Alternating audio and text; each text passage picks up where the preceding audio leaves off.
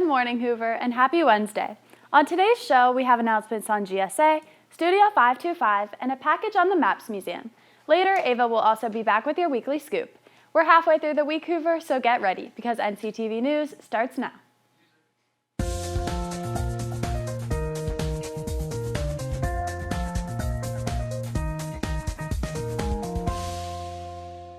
Good morning, I'm Kaylee Jenks. And I'm Lindsay Crawford. Today is Wednesday, April 24th. Let's get started with today's show. GSA, get ready for your final meeting of the year. Your last meeting will take place this Friday after school in the library. As always, everyone is welcome. Leadership Club, clear your schedules for this weekend. On Friday after school, you will be decorating the Commons to get ready for the Senior Citizen Prom this Saturday. Don't forget both setup and the prom itself are mandatory events. Make sure you make it to both events this weekend, leadership. Applications are now available for the Hoover's International Thespian Society troupe. This is an honor society for students who are passionate about theater. Next year, the troupe plans to meet regularly to participate in activities, visit other schools to watch their shows, host community and school events, and travel to Cleveland and the surrounding areas to watch theater. Applications are due this Friday. You can pick them up outside of Miss Brown's office in G hallway. Make note of this deadline if you're interested. Last month, ASL Club hosted its first annual signing town. NCTV's Abigail Doherty Phillips attended to give us an inside look at this unique community event.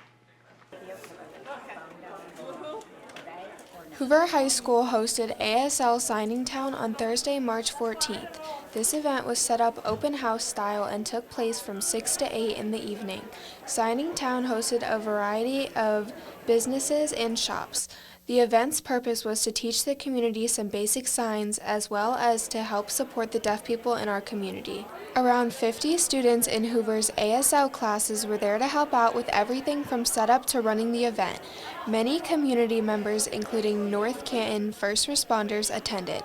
Signing Town had 27 stations set up, including coffee shops, ice cream shops, banks, food stores, drugstores, restaurants, and many more. ASL 1 student Sean Rich was one of the event volunteers. I think it's important to learn sign language for the deaf in our community, and me especially wanting to, I hope like everybody, work in the future. This is the first time Hoover hosted Signing Town, and it was a huge success.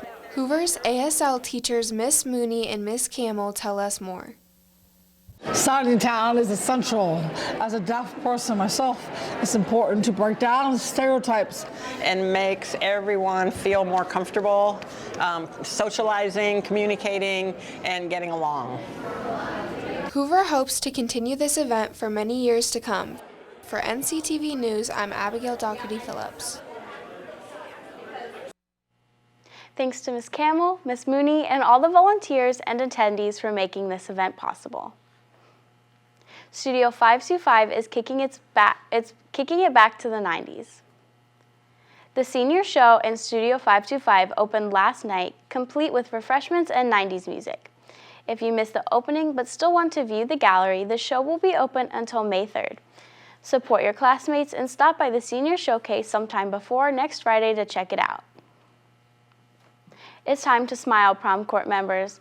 All members of the 2024 prom court should report to the senior courtyard immediately following announcements today. You'll be taking the senior court photo. Be sure to head down to the courtyard right after today's show. Now, here's Ava with your weekly scoop.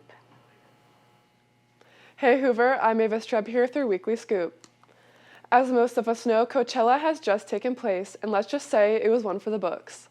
The music festival did see a drop in ticket sales due to high prices. However, it still remains a hot topic in the world of entertainment as a lot went down this year.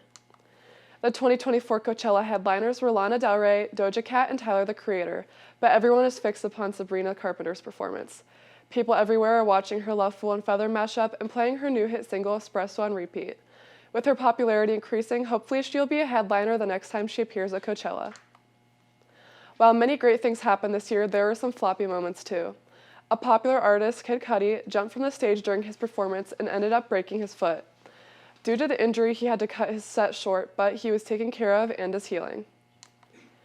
In other bad news, Coachella is facing up to a $28,000 fine because Lana Del Rey's set ran 13 minutes late, and the venue has a strict curfew. Many are upset that they are facing fines because Lana Del Rey is a once-in-a-lifetime artist that people were grateful to see. While there are many good and bad moments this year, there is no doubt that this has been one of the most entertaining Coachellas yet. That's all I have for your weekly scoop. Now back to the news desk. Thanks, Ava. The Hoover Symphonic and Concert Bands will hold their final performances of the year tonight. This concert will take place at 7 in the evening in the lecture hall.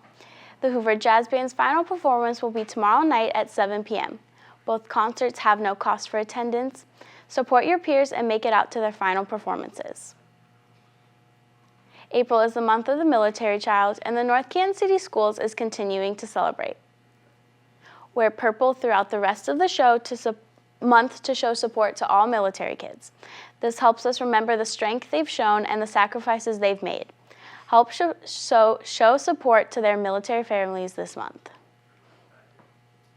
On topic of the military is the MAPS Air Museum, which is located right here in North Canton. MAPS serves as a center of aviation history for Northeast Ohio. NCTV's Lucy Blasio checks it out. One of the most honorable museums one can find in the state of Ohio is the MAPS Air Museum. With the help of many volunteers, the Military Aviation Preservation Society focuses on educating and telling fascinating stories of the past to keep the legacies of the ones who served alive. MAPS Air Museum is an internationally known museum of aviation and serves as a center of history in Northeast Ohio. The museum offers the opportunity to see pieces of general and local aviation history. At the museum, one can see anything from aircrafts to weapons to uniforms. Citizens can even view pieces of aircraft dating back to 1908.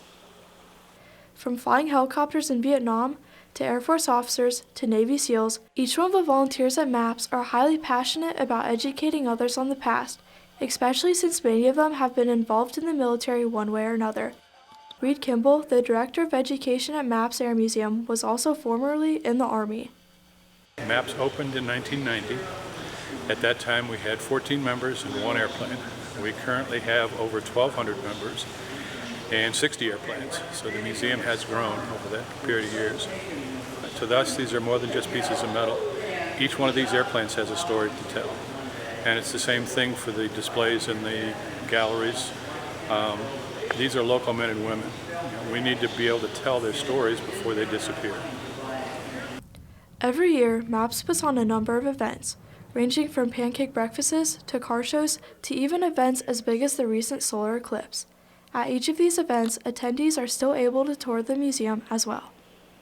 Every time one returns to MAPS, it is certain that when they leave, they will take multiple pieces of new knowledge home to share with others. History is not made by the airplanes, but of the men and women who designed, built, and flew them. If you have any interest in learning about the past from people who have been upfront involved, make sure to stop by the Air Museum. Whether you have an hour or a whole day, there is something there for everyone at MAPS. For NCtv News, I'm Lucy Blasio. The Senior Best Ballot has been sent to all seniors' emails. Please make sure to vote for the best. Voting will close Monday, April 29th after school. Seniors, your final full week of high school is next week. And to celebrate, the class of 2024 will be having Senior Spirit Week. Monday is Mentor Monday, so dress like your favorite teacher. Tuesday will be Creative Carrier Day. Wednesday, seniors should sport clothing that represents their plans for next year. Thursday is Throwback Day, where seniors will dress like they did in elementary or middle school. And Friday is Orange and Black Day. Check your emails for all the details to participate in your last Spirit Week, seniors. That's all for today's broadcast. Have a great day, Hoover.